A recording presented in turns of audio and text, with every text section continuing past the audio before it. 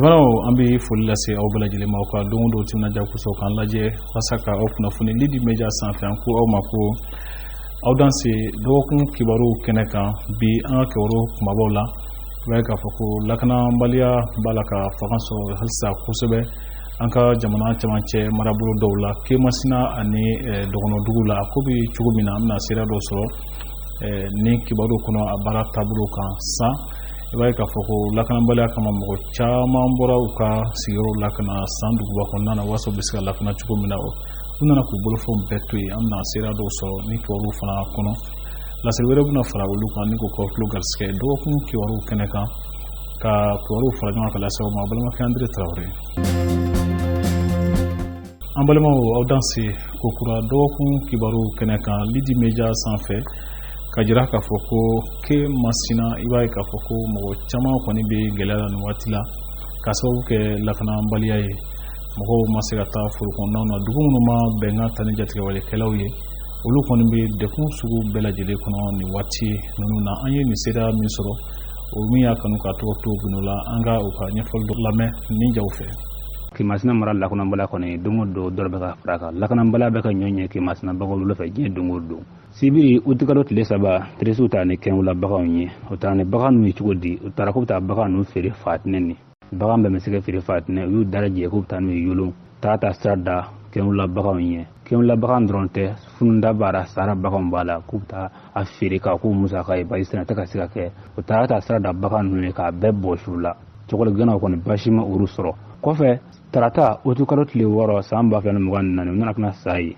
ye komuni ye nana kana mugu ci daminɛ 5h du matin ka taa bila fo 8h la mugu ci bɛ olu dudulakaw cɛ ala barika dozo y'u jinɛyɔrɔ fin basi ma sɔrɔ sayikaw la kɔfɛ o tarata kelen utikalo tile 6 u nana kana Kinɛ ani Goro ni ɲɔgɔn cɛ dugu fila damayɔrɔ la kana mɔgɔw sɔrɔ foro la ka mugu ci mɔgɔw la o kɔfɛ ka taa ni bagan dɔw ye ka fara o kan Kinɛka mɔgɔ kelen tora la Goroka mɔgɔ kelen tora la ye dugu fila in attaque ka bɛn ɲɔgɔn ma parce que dugu fila in man jan ɲɔgɔn na k'u bɛɛ attaque ka bɛn ɲɔgɔn ma mɔgɔ fila tora la kelen ye Goroka ye kelen ye Kinɛka ye o kɔfɛ mɔgɔ fila fana jɔkana ka fara kan vraiment Kemasina mara lakanabaliya kɔni don o don dɔ bɛ ka fara kan ni bagan mɛ cɛ dugu dɔ bi sini i b'a mɛn ko mɔgɔ dɔ fagala ye diɲɛ don o don i k'a mɛn i kana mɛn lakanabaliya kɔni a b'o cogoya Kemasina baga bolo fɛ dugu kɔni k'e tɛ accord kɔni na k'e tɛ don jarisiw ka bɛnkan kɔni na o si kɔni lafiya kɔni tɛ Kemasina baga bolo fɛ awa a si ma sɛnɛ kɛ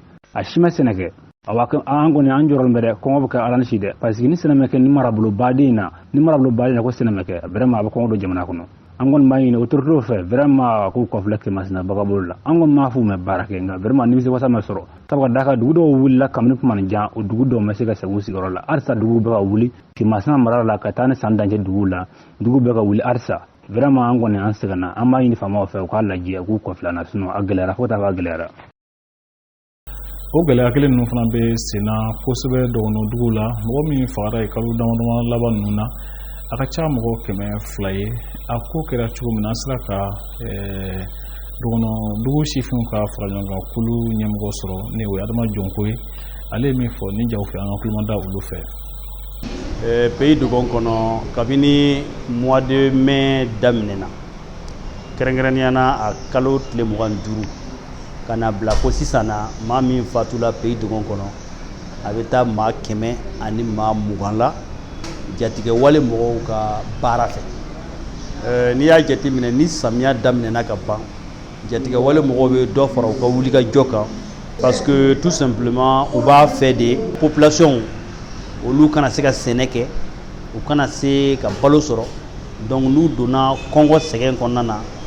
i b'a ye jatigɛ wale mɔgɔw bɛ se ka na tugun k'u ka sariya jugu boliw kan a bɛ kɛ sababu ye olu bɛ don jatigɛ wale mɔgɔw ka sagoya kɔnɔ donc o de la ni samiya donna tan o wulikajɔ ninnu kɛ Jalasogo le 25 mai maa 19 olu bɔnɛna o ni na après o kɔfɛ Dembo maa 32 olu bɔnɛna o ni na Dembo ale bɛ Baɲangara kɛrɛfɛ Jalasogo o ye Bankasi mara ye n'i y'a lajɛ Jigibɔnbɔ fana o fana ye Baɲangara kɛrɛfɛla ye o fana maa 21 u bɔnɛna o ni na dugu dɔ bɛ yen ko Numuso yen maa 12 olu bɔnɛna o ni na o bɛ Tomiya mara la mais a bɛ Pays Dogon zone de fɛ o kɔfɛ dugu dɔ bɛ ko Sali Bankasi kɛrɛfɛ yen fana maa 10 fagala donc ni ɲɔgɔn maa 10 maa 20 maa 30 ainsi de suite n'i y'a jate a bɛ taa fo maa 120 na attaque yɛrɛ bɛ taa fo attaque 22 ɲɔgɔn na. An kɔni ka jate bɛɛ lajɛlen na an y'a ye k'a fɔ groupe terroriste ninnu de don. An b'a fɔ minnu ma ko jatigɛ wale mɔgɔw. Depuis san 2015 ni o donna nin yɔrɔ in na, ayiwa bɛɛ b'a dɔn su man di tile man di. N'o ye kalo kelen kɛ n'o ma fɛn kɛ, kalo filanan o bɛ fɛn kɛ, o bɛ taa ni ka segin kɛ yɔrɔw ni ɲɔgɔn cɛ. Donc n'u y'a ye o tɛgɛ tɛ se ka se yɔrɔ min na kosɛbɛ kosɛbɛ, donc o bɛ bingani wale de ta k'olu sɛgɛrɛ. Faamaw bɛ situation kalama ka sabu kɛ pays dɔgɔ na bi n'i taara Bandiagara an ka faamaw ka ca, n'i taara Bankas u ka ca, n'i taara Koro u ka ca, u bɛ Dunanguru, u bɛ Jalasogo, u bɛ Jɛmɛsogo, u bɛ Mondɔrɔ. Donc mais nin zone in kɔnɔna na faamaw ka sigi yɔrɔ minnu bɛ yen a ma se ka kɛ sababu ye ka yɔrɔ in bɛɛ labɔ. O de la tuma ni tuma jatigɛ wale mɔgɔw bɛ to ka u dɛndɛn ka fɔlɔkɔw ni ɲɔgɔn cɛ ka sɔrɔ ka nin tiɲɛni kɛ. Sinon o bɔra kalama attaque dɔw la yɛrɛ i n'a fɔ jigibɔnbɔ attaque faamaw sera ka taa nka u taatɔ u yɛlɛla mine kan u yɛrɛ fana bɛ attaque u yɛrɛ fana nin waati laban in na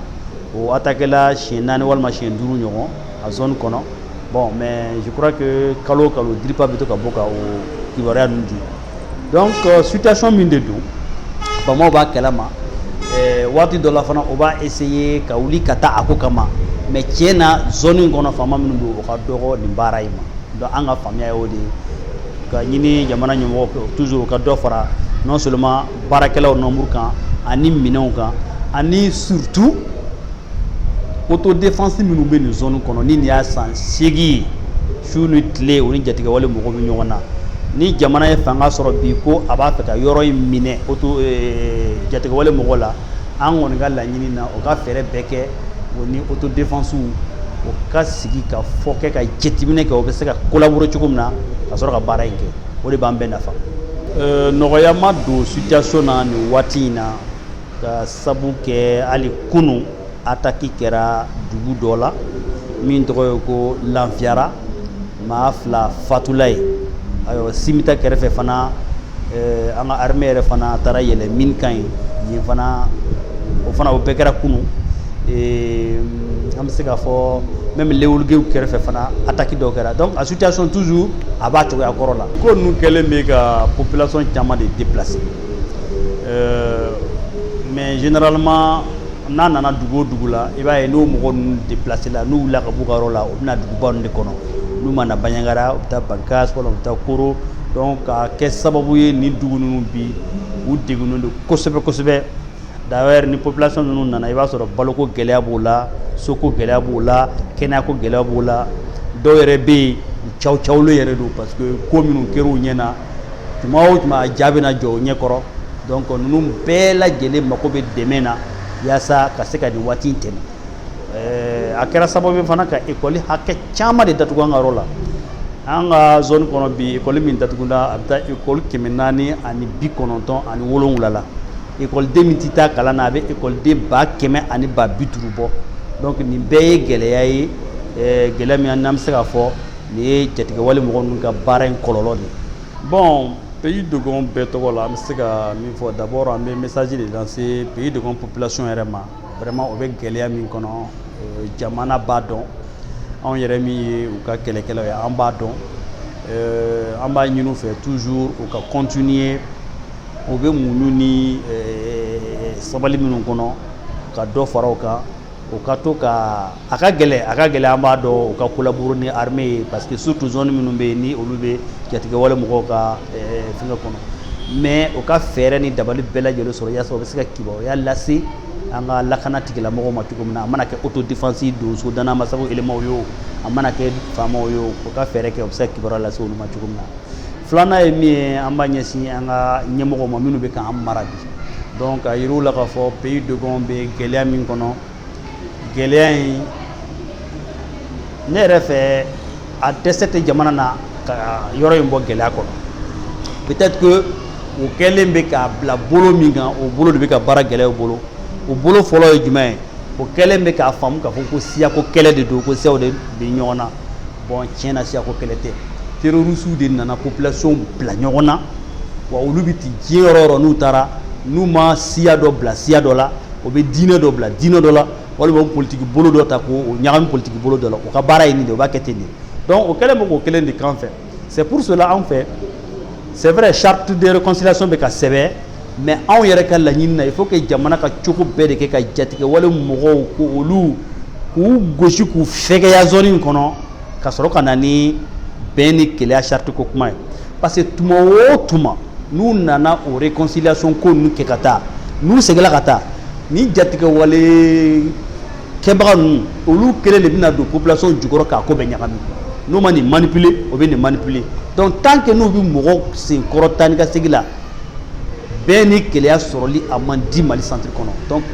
ne kɔni bɛ laɲini min kɛ c'est vrai o b'o charte sɛbɛn in na mais u ka wulikajɔ yɛrɛ de kɛ yaasa ka jatigɛ wale mɔgɔw k'u fanga dɔgɔya yɔrɔ in na kosɛbɛ donc toujours ka yira u la k'a fɔ population minnu bɛ yen n'u bɛ gɛlɛya kɔnɔ bi baloko gɛlɛya bɛ gɛlɛya modèle caman bɛ yen donc président yɛrɛ k'a lajɛ kabini a nana fanga la a ma se pays dɔgɔn kɔnɔ fɔlɔ c'est vrai rapport bɛ na don o don gouverneur ni préfet ka rapport bɛ na autorité militaire ka rapport bɛ na tout ça c'est bon mais an kɔni bɛ min fɛ jamanatigi yɛrɛ ka déplacer ka taa population ninnu k'u sigi k'u lamɛn ka lajɛ a ka cidenw kɔfɛ a yɛrɛ ka se terrain kan a taara Kayi a taara Sikaso tout ça c'était pour que ka taa population ka gɛlɛya ye k'a mɛn a yɛrɛ tulo la ka fɛn dɔ kɛ la même chose a ka taa Bandiagara a ka mɔgɔw lamɛn k'a lajɛ ne yɛrɛ kɔni fɛ a bɛna fɛn min mɛn Bandiagara a n'a bɛna fɛn min faamuya n'a bɛ ka min faamu sisan kelen tɛ ne ka faamu na en tant que leader de la zone an fana bɛ kuma caman mɛn san dugu kɔnɔ i b'a ye k'a fɔ mɔgɔ caman bɔr'u sigiyɔrɔ la ka n'a ye k'a sababu kɛ lakanabaliya ye bakɔfɛla ninnu na mɔgɔ ninnu nana k'u bolofɛn bɛɛ lajɛlen to yen nɔ san dugu falen don jama la fɔ dɔw yɛrɛ ka sigiyɔrɔko kɛlen don gɛlɛya ye san fasodenw tɔgɔla tɔnw ka faraɲɔgɔnkulu n'o ye sibili ɲɛmɔgɔ ye Mokhtar Bɛnkɛ Tarawele an y'ale sɔrɔ nɛgɛjuru sira fɛ a ye min fɔ an ye nin kumakanw fɛ an k'olu lamɛn. ko in kɔni bɛ dakun min na bi a gɛlɛyara mais gɛlɛya mana kɛ cogo o cogo a bɛ taa turu Ala de la Ala de y'a nɔgɔyaba ye sinon anw min bɛ sanya anw kɔni tɛ interfleuve la mais an b'a dɔn fɛn min bɛ yen parce que interfleuve commune fila bɛ interfleuve la an n'a commune fila bɛɛ bɛ dan bɔ n'o ye commune de Siyadugu ye ani commune de Kacɛna ni maa bɛɛ déplacera an b'a fɔ a maa bɛɛ parce que n'i y'a maa déplacé ni jateminɛ maa min tora yen a tɛ tɛmɛ n'i y'a sigi 100 o 100 maa min tora yen a tɛ tɛmɛ 1 ka 100 na bɛɛ wulila minnu bɔra Siyadugu olu ɲɛsinna sanya ma minnu bɔra Kacɛna o fankelen nana sanya fankelen taara Yangato an bɛ don min na komi bi a ma nɔgɔ an bɛ samiyɛ de la a ka gɛlɛn u b'olu la k'u ka forow to gɛlɛya de y'u bɔ u ka sɛnɛkɛ forow kɔrɔ u n'u ka baganw n'u ka déplacés u n'u ka denbayaw parce que n'a gɛlɛyara i bɛ boli ni nin ye i b'i ni ɲini an bɛ don min na komi bi dugu yɛrɛ kɔni fara tɛ so lankolon yɛrɛ tɛ yen tun finalement an ka maralamɔ n'o ye k'a daminɛ an ka gouverneur la ka taa kundanakaw la ka taa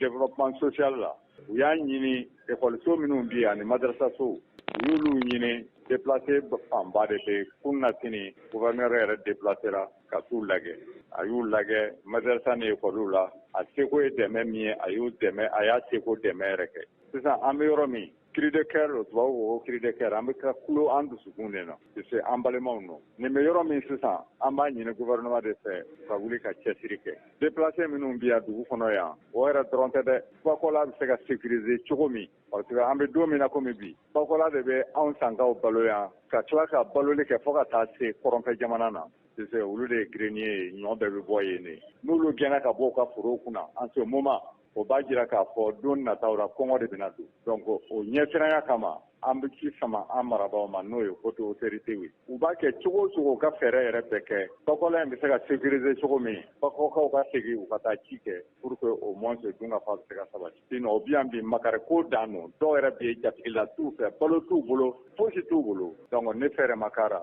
a gɛlɛya a dama tɛ. mɔgɔ minnu fana bɔr'u sigiyɔrɔ la u ye a jira k'a fɔ gɛlɛya caman ye u sɔrɔ nin waati ninnu na degun b'u kan k'u nana k'u bolofɛn bɛɛ lajɛlen to yen an ka olu fana ka seereya dɔw lamɛn nin kumakanw fɛ. ne ka dugu ye Yapara ye mais Kamara y'anw ka dugu ye mais anw bɛ wɛrɛ fiyɛrɛ la ko Yapara Kama bɛɛ sigida kelen ani Bɔnbɛla bon an bɛ yɔrɔ min na sisan kɔni an y'an ka minɛnw bɛɛ cɛ an ka ɲɔ bɛɛ bɛ jigin ɲɔgɔn kɔnɔ an kɔfɛ anw bɛ yɔrɔ min na sisan kɔni anw ka minɛnw bɛɛ cɛla ka bɔ an ka misiw bɛɛ bɔla wa ni ɲɛ bɛ misi hakɛ min na kɛnɛ in kɔnɔ yan o dumuni kɛ yɔrɔ tɛ san bɛɛ ma hɛgɛ min bɛ kɛnɛ kɔnɔ yan i tɛ se k'i yɛrɛ balo san bɛɛ an bɛ yɔrɔ min na wa an wulila wa ni yɛrɛ fɛ ne ye diɲɛ wulilen ye parce que n'an wulila tan an b'a fɔ an ka diɲɛ wulila foro bɛɛ bɛ kungo kɔnɔ an kɔfɛ yen sɛnɛ kɛ ne ka kuma jɔ la ne bɔ kama japara nzɔngɔso bombela jigina kɔlɛbugu ɲanje ka wɛrɛ njebala shɛla o y'an ka commune ye tiɲɛ yɛrɛ ka bisa anw ka jamana bɛɛ wulila ko i ka ti dɔ sange sira kan i ka jama don dɔ filɛ i ka denw filɛ anw kala magara tɔ ye anw kala jɛlɛfɛnw ye anw yɛrɛ t'a dɔn an bɛ mali kɔnɔ an t'a dogo dɛ ayi an t'a dogo o gɛlɛya kɛ nanɔn kan san wɛrɛ ɲɔ ale 1000 de bu yɛrɛ kelen sɔrɔ san wɛrɛ ɲɔ selenko mɛ ja ɲina an tɛmɛna a kun kan ayiwa n'a fɔla san wɛrɛ ko ɲɔ ka san malo ka san an se k'a san wa ni ye san kelen bila cɛkɛbaliya ma i denw bɛ balo cogo di an hakilila ko an ye malidenw kɔni ni bɔla njebala ko bɛnkan da ko ye anw ne bɔli kɛ se yan bɛnkanikɛlaw yɛrɛ nana bɛn an kan u y'an ka mɔgɔ caman fa o kuma an nana san yan dɔw ko bɛnkan anw tɛ se ka don bɛnkan na parce que anw bɛ mara de kɔ ka bɛnkan kɛ o tɛ solution y'anw ka yɔrɔ la ko a mɔgɔw b'u sigi k'u ka sɛnɛ kɛ fɛn min kɔni kɛ dɔn ye sɔrɔsiw faamaw k'u ka baara kɛ ni faamaw ye yɔrɔ labila ko an ka taa an ka baara kɛ an bɛ taa an ka sɛnɛkɛ la fɛn min b'anw fɛ k'o fɔ o ye anw nana san alihamudulila degun t'an kan parce que an dɛmɛ bɔ cɛya la san yan sanko y'an bisimila ko ɲɛ na u b'an la k'an magoya yɛrɛ fɛnɛ gouverneur yɛrɛ bɔla a ye bonya fɛnɛ yɛrɛ k'an ɲɛ hali bi an bɛ faamaw de kɔfɛ n'olu kɔni y'a sira labila waati min anw fɛ o de ye baara ye n'o tɛ nin tɛ bɛnkan tɛ baara ye anw yɛrɛ kɔni fɛ yan nɔ anw bɛ se k'a fɔ an ta juguman daminɛna nin kalo in na commune Siadugu a daminɛna nin kalo in na anw ta juguman daminɛna nin kalo in na mɛ nɔgɔ a kɛ jugu yɛrɛ fo k'a fɔ a to ten anw bɔla an ka dugu la tarata n yɛrɛ bɔla tarata don ka se san yan nɔ n bɛ yan an nana ni wotoro de la sufɛ an n'an ka denbaya de bɔla sufɛ ka sina taama kɛ dibi yɛrɛ la koyi k'an yɛrɛ ɲini kana si kama dugu jɛla k'an do kama an n'an ka denbaya an nana gɛlɛyaba de kɔnɔ an n'an boyanko caman fɛn o fɛn bɛ n sera ka se san yan a bɛɛ de nana o gɛlɛya kelen kɔnɔ n'an fɔra ko bɛnkan y'o solution bɛnkan t'o ye dɛ fo jamana faamaw yɛrɛ kɛ sira di ni jamana faamaw yɛrɛ ye sira di a ye taa ka sɛnɛ kɛ anw hakili bɛ sigi o la ka taa an ka baara kɛ yɔrɔ la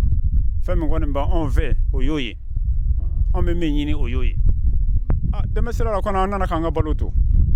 balo kɔni t'an bolo yan balo t'an bolo yan baarakɛminɛn yɛrɛ fɛnɛ t'an bolo yan i n'a fɔ sange i n'a fɔ minisi komi gouverneur yɛrɛ bolo a ye dɔw yɛrɛ di koyi mais o tɛ hali bi o tɛ bɔli kɛ kibɔ ɲinɛ ko in kɔni kɛra cogo min ye anw kɔni fɔlɔla kɛ Kɔlɛbugu ta de mɛn Kɔlɛbugu ani Njebala o kɔni ye anw bɔ anw kɔni y'u ye yɛrɛ de an y'u ye u sera an ka dugu la komi i n'a fɔ mɔgɔ de y'o anw f'u ɲɛna u kɔni nana an ka dugu la ka na an ka forow lajɛ an ka sow tun bɛ yen nɔ ka na an ka sow lajɛ komi an bɛ Cɛkɛbuguda la anw ka mɛ ka so jɔ kungo kɔnɔ u nana ka na duw kɔnɔ k'o kɔnɔw bɛɛ lajɛ n'a sɔrɔ an bɛ yen u m'anw kɔni sɔrɔ yen bɔl'o la min kɛ kuma u yɛlɛmatɔ ni Njebalakaw kɛla tun bɛ u ye Njebalakaw kɔni sɔrɔ yɔrɔ la yen anw kɔni bɔlila de sufɛla fɛ kɛ samagwɛ sufɛ u bɛɛ kɔni kɛla sufɛla fɛ an se to an ye degun sɔrɔ mɛ sisan a kɛla komi u nana an dɛmɛ gɔgɔrɔnama nana ni dɛmɛ ye kɛ n'o d'an ma a ka kintigiw o y'an dɛmɛ foli min bɛ ne kɔni bolo aya ko u janɔ an na yan parce que degun b'an na yan nɔ sange t'an fɛ sifiniw t'an fɛ u kɔni nana malo bɔrɛ dɔ d'an ma waribo min bɛ wele ko Bank of Africa a BOA Mali o baarakɛlaw ka lafasatɔ min bɛ wele ko Comité Syndical de la BOA o min bɛ CSM la i b'a ye k'a fɔ ko olu fana y'u ka jama dalajɛba min bɛ wele ko Assemblée Générale baaraw boloda nin dɔgɔkun laban in na laɲini tun ye fɛn jumɛn ni jumɛn ye o ka ɲɛmɔgɔ ye Cheikh Jara ye an ka ɲɛmɔgɔda a ka ɲɛfɔliw fɛ ni jaw fɛ an ye lajɛrɛ de kɛ bi Assemblée Générale ka baarakɛlaw wele ka u k'an dɛmɛ u ka kumaw fɔli la ale n'u ka hakilinaw n'u ka miiriyanaw ka an dɛmɛ o baaraw kɛli la baara min don an tɛ se an kelen an ye mɔgɔ dɔw de ka lasigidenw ye donc an n'u olu de bɛ baara kɛ ɲɔgɔn fɛ lasigi kɔnɔna la hakilinaw falen-falenni kɔnɔna la yalasa an ka fɛɛrɛw sɔrɔ fɛɛrɛ minnu an bɛ se k'olu lawaleya an ka cakɛ ɲɛmɔgɔw fɛ cogoya min na laɲini min bɛ n fɛ an ka baarayɔrɔ la bi an y'a remarqué ni dusukasi de ye k'a fɔ ko an baarakɛɲɔgɔn dɔw b'a fɛ ka taa bureau wɛrɛw créer min ti an ka nin bureau in ye baarakɛlaw mɔgɔ 100 sara o 100 sara 73 fo a kunkanfɛn minnu ye min voté nka an kɔni bɛ se ka cila min lase u ma o ye k'a f'u ɲɛna k'a fɔ ko an bɛɛ ye maa kelenw de an du kelen di mɔgɔw de an bɛɛ de bɛ fani bala an bɛɛ ye ɲɔgɔn kɔrɔ ɲɔgɔn dɔgɔw ye n kɔni b'a fɔ bɛɛ ɲɛna k'a fɔ ko farafarali ni bɛnbaliya kɔnɔna la an tɛ se ka foyi sɔrɔ an bɛ se ka fɛn fɛn sɔrɔ o ye n'an bɛɛ lajɛlen kɛra kelen de anw ye sifinw ye kosɛbɛ anw danaya dara anw kan nin y'a kalo kelen dɔrɔn de nka olu de bɛ se ka anw dɛmɛ baara in na wa an bɛ a ɲini bɛɛ lajɛlen fɛ CSTM o UNTM o jamana ɲɛmɔgɔw bɛɛ k'an dɛmɛ yalasa an ka se ka an ka baarakɛlaw a n'anw yɛrɛw ka hakɛw lafasa cogoya min na kumakan laban min fɛ k'a fɔ n cakɛɲɔgɔn tɔw ye o y'a ye an k'an bolo di ɲɔgɔn ma hali sisan baara in a ma nɔgɔn nka ni ala sɔnna a ma n'an bɛ ɲɔgɔn fɛ n'an bolo bɛ ɲɔgɔn bolo a ka ca ala fɛ ala an ka laɲini bɛ sabati. Cɛmancɛkalan kuncɛli kiimɛli min bɛ wele ko Bagaliya Maliyɛn baaraw kuncɛra dɔgɔkun laban in na jaabiw bɔra a yira k'a fɔ kɛmɛ jatela mɔgɔ 27 de ye san sɔrɔ ɲina i b'a ye k'a fɔ o b'a jira k'a fɔ ko jaabiw kasita cayara ka tɛmɛ mɔgɔ yɛlɛta kan nka maa min ye san sɔrɔ ka tɛmɛ maliden bɛɛ lajɛlen kan ne ale ka sɔrɔta cayara ni bɛɛ lajɛlen ye o ye Bintu Filamuso Jalo ye maa kofɔlen somɔgɔw y'a jira k'a fɔ ko nin tɛ balina ko ye sabula ko san yɛrɛ bɛɛ lajɛlen kɔnɔ a tun bɛ ɲinini kɛ kosɛbɛ a n'a cɛsirilen don kalan in fɛ kosɛbɛ a woloba ye Madame Jalo Nɛnɛ Sisoko ye ale sera minnu di an ma an k'olu lamɛn. Bon a yɛrɛ tun b'a ka recherche kɛ den in b'a ka recherche kɛ tuma bɛɛ n'a ye recherche min kɛ a bɛ sujets bila ne kunna den yɛrɛ ka secret bɛɛ filɛ nin ye a bɛ sujets ɲini a b'o bila n kunna a bɛ dɔw bila n kunna PDF la a bɛ dɔw bila n kunna ka sɔrɔ PDF tɛ n bɛ t'u tirage kɛ bon ne ka tour la ni n ko n b'u tirage kɛ n t'a kɛ tirage simple ye n b'a dilan ka kɛ brochure ye parce que n b'a dɔn fɛn ɲɛnama don n'ale ye mago dilan la ale dɔgɔnin minnu bɛ n'a kɔfɛ olu fana bɛ se k'u mago dilan la donc à chaque fois k'a bɛ sujet dɔ ci ma n bɛ taa dilan n bɛ taa tirer nin yɔrɔnin na n bɛ Mulɛ Jara fo ale de tun bɛ a ka document ninnu tirer a ye k'o dilan k'o kɛ brochure ye ka na depuis n bɛ wari sara ka na tɔ laban kɛ Jara yɛrɛ tɛ wari minɛ na a b'a fɔ ko den kan ka dɛmɛ de ko nin den façon kan ka dɛmɛ de ne ye brochure min dilan den ye n t'a da dɔn hali n'a sɔrɔ 10 pages de don ne t'a dilan ten ne bɛ a dilan ka relire k'a la ka n'a d'a ma o b'a yɛrɛ nisɔndiya don dɔw la n'an yɛrɛ nisɔndiyara fo n b'a tɔgɔ sɛbɛn a kan gros caractère ka na o d'a ma a b'a fɔ mama i ye nin kɛ nin diyara ne ye sa e sera ka nin tirer nin diyara ne ye sa bon ne kɔni dans les jours à venir vraiment n ka ala deli ye a ka se ka nafa ɲa yɛrɛ ka nafa ɲa jamana ye a ka se ka connaissance min b'a la ala ka dɔ fara kan a ka se ka nafa ɲa yɛrɛ ka nafa ɲa jamana ye k'a ka connaissance partager avec tout le monde ala k'a nɔgɔya ye ala k'a nɔgɔya ye. Lebanon ne bɛ dan sigi bi dɔgɔkun kibaru la kibaru farala ɲɔgɔn kan lase aw ma jɛka baara don André Traoré Emmanuel Jara Paul Jara ni fo ta se Daniel Pujugu ma baara in jɛka baara ye aw kana ɲinɛ fiyewu ka aw abonné an ka page la Lead Media walasa ka se ka an ka jaw sɔrɔ u bila waati yɛrɛ la ala ka dɔgɔkun wɛrɛ yira an na.